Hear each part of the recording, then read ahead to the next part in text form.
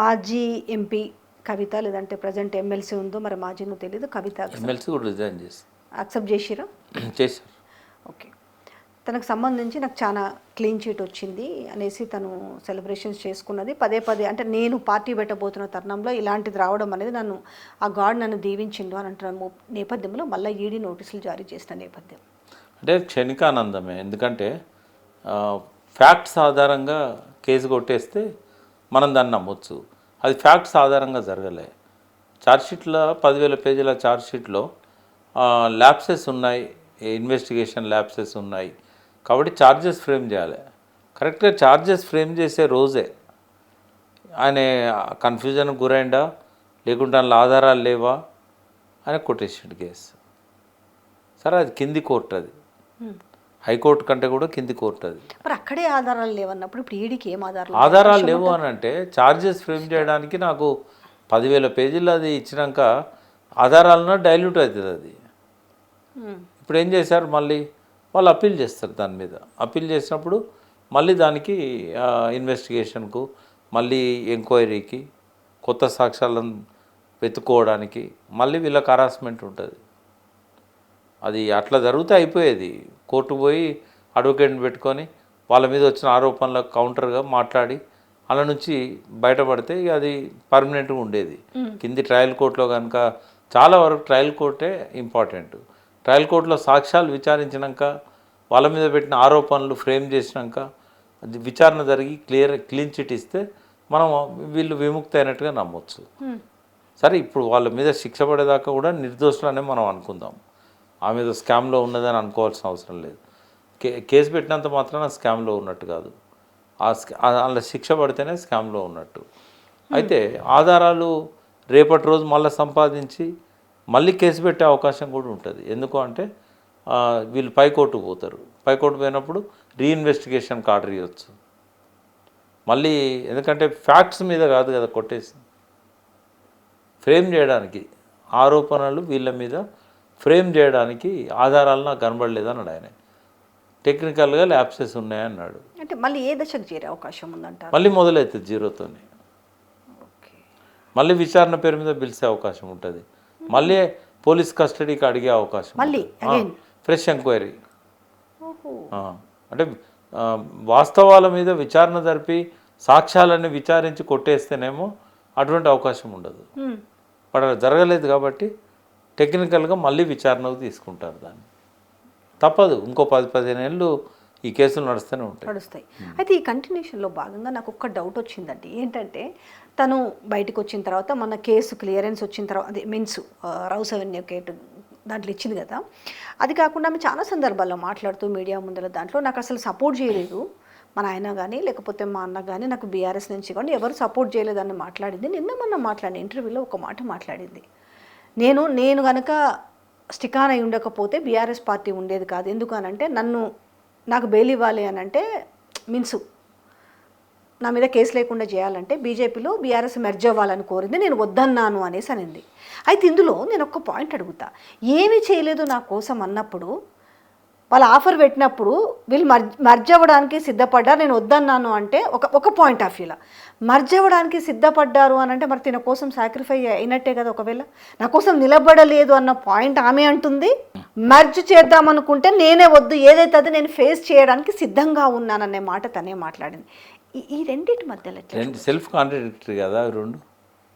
ఇప్పుడు ఇంతకంటే ఇంకా కేసీఆర్ చేయగలిగేది ఏముంటుంది? ఒకవేళ పార్టీనే మెర్జ్ చేయడం అంటే ఇంకా తనను తాను పూర్తిగా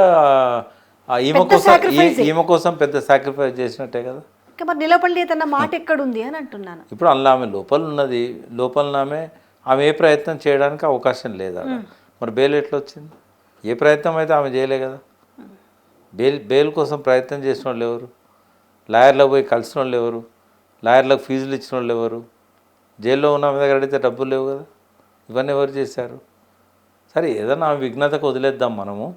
ఇక్కడ ఏంటంటే అది సరే ఏది ఏమైనా కూడా మేము కూడా దోషిగా ఆమె నిర్ధారణ అయ్యేదాకా ఆమె మీద మనం ఆ రకంగా చూడకూడదు లిక్కర్ స్కామ్లో. కానీ దానివల్ల జరగాల్సిన నష్టం జరిగిపోయింది. ఆ అరెస్ట్ చేయకుండా అసెంబ్లీ ఓడించడానికి బీజేపీ కుట్ర చేసింది, అరెస్ట్ చేసి పార్లమెంట్ సీట్లు రాకుండా కుట్ర చేసింది. ఈ రెండు కుట్రలకు కూడా ఆమెను వాడుకున్నారు, ఆమె మీద ఉన్న ఈ ఆరోపణలను వాడుకున్నారు. చెల్లించాల్సిన మూల్యం బీఆర్ఎస్ చెల్లించింది. ఇంకా అంతకంటే ఏం త్యాగం చేయాలి? ఇంకోటి, ఎప్పుడు కూడా ఒక మాటకు నేను క్లియర్ చేయదలుచుకున్నా, నేనేం బీఆర్ఎస్ కాదు ఇప్పుడు, ఆ పార్టీ వ్యవస్థాపక సభ్యున్నే. కానీ చాలా సంవత్సరాలు కేసీఆర్ గారితో ప్రయాణం చేశాను. పార్టీ అంటే సింపతి ఉంది, కేసీఆర్ అంటే గౌరవం ఉంది. బట్ నేను ఆ పార్టీకి సంబంధం లేదు. కానీ ఒకటి అడుగుతా, నేను తెలంగాణలో ఏది బిగ్గెస్ట్ పార్టీ మీరు చెప్పండి నాకు. తెలంగాణలో ఏది పెద్ద పార్టీ? బీఆర్ఎస్. రెండవది, ఏ పార్టీకి నియోజకవర్గాలలో ఆఫీసులు ఉన్నాయి? Again BRS. అని బీఆర్ఎస్. ఏ పార్టీకి భారతదేశంలోనే అత్యధిక ఫండింగ్ ఉంది? Again BRS. బీఆర్ఎస్. మరి ఇవన్నీ ఉన్న పార్టీ ఇక్కడ 3వ స్థానంలో ఉన్న ఒక పార్టీతో మెర్జ్ అవుతుందా? ఆలోచించడానికి కూడా ఉండాలి కదా. 3వ స్థానంలో ఉంది, మొన్న జూబ్లీస్లో 3వ స్థానంలోనే ఉంది, మున్సిపల్ ఎన్నికల్లో 3వ స్థానంలో ఉంది, రేపు ఏ ఎన్నిక జరిగినా 3వ స్థానంలోనే ఉంటుంది. 3వ స్థానంలో ఉన్న పార్టీతోని ఒక బలమైన పార్టీ, ఒక ఫండింగ్ ఉన్న పార్టీ, బలమైన నాయకత్వం ఉన్న పార్టీ, ప్రజల్లో బాగా నమ్మకం ఉన్న పార్టీ, 60 లక్షల సభ్యత్వం ఉన్న పార్టీ మెర్జ్ అవుతుందా? అంటే అబద్ధాలు చెప్పినా అతికేటట్టు ఉండాలి. కోపంతో మనం ఇవాళ ప్లేట్ ఫిరాయిస్తే ప్రజల లోపల మనం చులకనైపోతాం తప్ప పార్టీ చులకనైపోతుంది. 2.5 సంవత్సరాల కాలం ఉంది ఇంకా కూడా.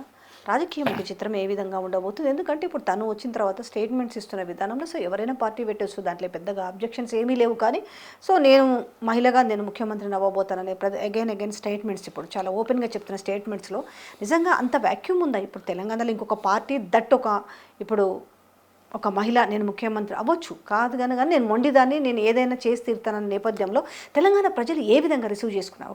ఆశలు ఉంటాయి అందరికీ, అవి నెరవేరేవి కొందరికి. మనకు ఆశ ఉన్నంత మాత్రాన తప్పేం లేదు. కానీ దానికి తగ్గట్టుగా మన క్రెడిబిలిటీ ఉండాలి, మన యాక్షన్ ప్లాన్ ఉండాలి, ఇవన్నీ ఉండాలి కదా. ఇప్పుడు స్వశక్తితోనే ఎదిగిన వాళ్ళైతే ఆ ఛాలెంజ్ పెట్టుకున్నప్పుడు కొంత చేరుతారేమో అని అనుకుంటాం. స్వశక్తితో ఎదగాలి కదా, జీరో నుంచి స్టార్ట్ చేయాలి కదా పొలిటికల్ లైఫ్. రేవంత్ రెడ్డి ఉన్నాడంటే జీరో నుంచి స్టార్ట్ చేశాడు. బట్ అందరికీ అటువంటి అవకాశం వస్తుందా? ఆనాడున్న పరిస్థితి వేరు, ఆయన చెప్పిన అబద్ధాలు నమ్మిళ్ళు ప్రజలు. 10 ఏళ్ళ నుంచి ఈ పార్టీ ఉన్నా కూడా రేవంత్ రెడ్డిని చూసి వేయలే. ఒకసారి ఛాన్స్ ఇద్దామనుకున్నారు, తర్వాత అపోజిషన్ ఓట్లు చీలకుండా మోడీ గారు తనకు తాను వెనుకో తగ్గాడు. అది మొదటి కారణం కేసీఆర్ గారు ఓటమికి. తన బలాన్ని తగ్గించుకున్నాడు, తన దూకుడుగా పోతున్న అధ్యక్షుడిని ఆ అధ్యక్ష స్థానం నుంచి తప్పించాడు. 35-45 స్థానాల్లో పోటీ ఇవ్వగలిగిన సిచ్యువేషన్లో ఉన్నా కూడా 15 స్థానాల్లో పోటీ ఇవ్వడానికి డిసైడ్ చేసుకున్నాడు. ఎందుకంటే కేసీఆర్ గారు రాకూడదు. ఈ కుట్రను ఎవరు కూడా పసిగట్టలేకపోయారు. నేను చాలాసార్లు చెప్పుకుంటూ వచ్చాను. తర్వాత కాళేశ్వరాన్ని పేల్చేశారు, వాళ్ళ అనుమానమే లేదు. ఎందుకంటే ఏదైతే విచారణ పీసీ ఘోష్ కానీ ఎన్డీఎస్ఏ వీళ్ళంతా చేశారో కొన్ని లోపాలు ఉన్నాయని చెప్పారు. బట్ నేను ఎగ్జామిన్ చేసిన, లోపాలన దగ్గర జరగలేదు, అది బ్లాస్ట్ చేసిన దగ్గర జరిగింది. లోపాలన దగ్గర నిజంగానే బ్రీచ్ అయితే మనకు అనుమానం ఉండేది. 1 షాట్ 2 బర్డ్స్. ఏంటంటే గోదావరి డెల్టాకు నీళ్ళు కావాలి, 5 ఏళ్ళ నుంచి నీళ్ళు పోతలేవు యాసంగిలా. చంద్రబాబు నాయుడు అక్కడి నుంచి ఆయన పెద్ద ప్రెషరు, అది రేవంత్ రెడ్డి మాత్రమే చేయగలుగుతాడు చంద్రబాబు నాయుడుకు. సో ఇంకోటి, ఈ ఎలక్షన్ టైంలో చేసినట్టయితే ఎలక్షన్ ఎన్నికల యంత్రాంగంలోకి పోలీస్ వ్యవస్థ కానీ రెవెన్యూ వ్యవస్థ కానీ ఉంటుంది, ముఖ్యమంత్రి చేతిలో ఉండదు. షెడ్యూల్ వచ్చినాక 9th షెడ్యూల్ వస్తే 21st నాడు చేశారు అక్టోబర్లో. ముఖ్యమంత్రి చేతిలో పోలీస్ ఉండదు, రెవెన్యూ ఉండదు. మంచిగా ఓట్ల ముందు కాబట్టి ఏటీఎం దీనిలో డబ్బులు వస్తున్నాయి, నాసిరకమైన కట్టడం కట్టినని ప్రజలు నమ్ముతారు కాబట్టి దాన్ని కూల్చేశారు. ఇవి ప్రధాన కారణాలు టీఆర్ఎస్ ఓటమికి, బీఆర్ఎస్ ఓటమికి. వాస్తవంగా ఇంత అభివృద్ధి, ఇంత సంక్షేమం చేసి కేసీఆర్ ఓడిపోకూడదు. బట్ ఇన్ని కుట్రలు జరిగాయి కాబట్టి విచిత్రమైన పరిస్థితుల్లో ఉన్నాయి ఇప్పుడు రాజకీయ నేపథ్యం తెలంగాణలో. ఏం లేదు విచిత్రం.